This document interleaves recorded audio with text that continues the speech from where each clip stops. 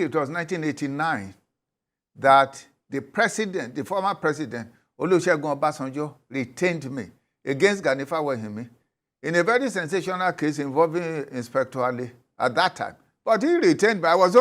At that time, I was just 7 years at the bar. And I was going against a titan, Chief Gani Fawehimi, as at that time in Inspector Ali against Olusegun Obasanjo. And I won that case. By that way, I won the case. And it's a locus classicus today. So you retain the lawyer that you want. It's not necessarily the amount of money that is involved. What I think is important is that we should be proud of this nation. We cannot lose faith in this nation. If we listen to the judgment of those justices, you just have to be very, very proud.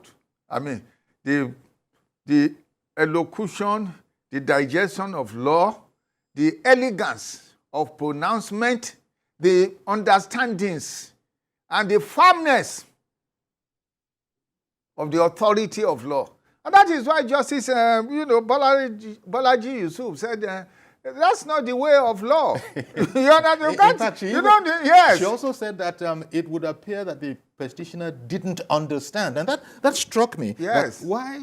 These are highly, experienced people. Yes. So for a justice to be saying that, it seems clear that some of the petitioners didn't understand how the court works. Yes. So does that mean there are frivolous people in there? Look at the simple issue of qualification.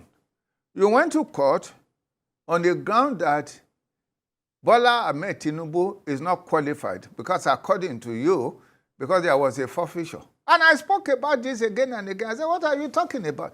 Look, for you to have been convicted, it's talking of conviction. For you to be convicted, there must be a trial. Yes. You must have been charged. So it is the fine that they wanted to now use. Yes. But they want to use the fine now to convict. Yes. Instead of conviction before a fine.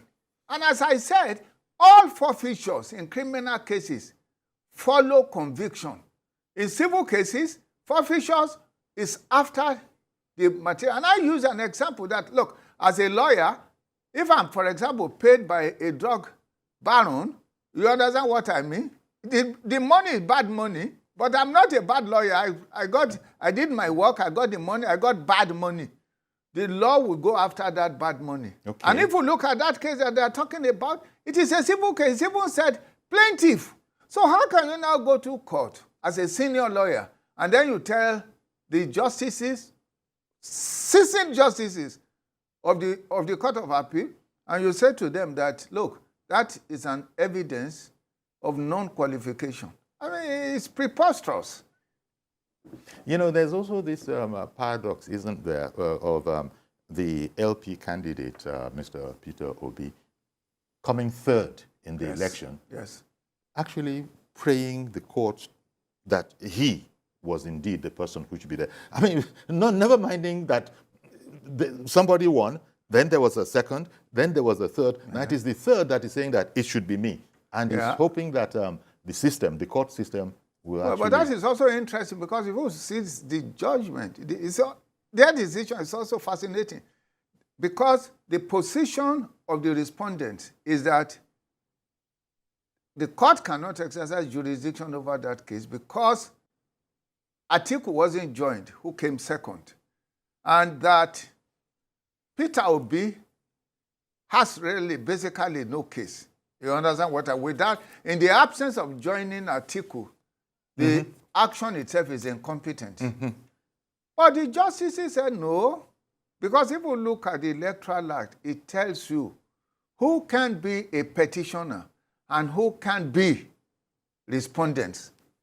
And it didn't say, in this case, you have to join anybody other than, because it's a petition. It says you only join the winner, the party, and the INEC. Those are the people that you need to join. So in this case, you don't have to join Atiku. So it was a favorable decision for Labour in terms of the issue of law on that ground. So it's to a certain extent, there's no development of law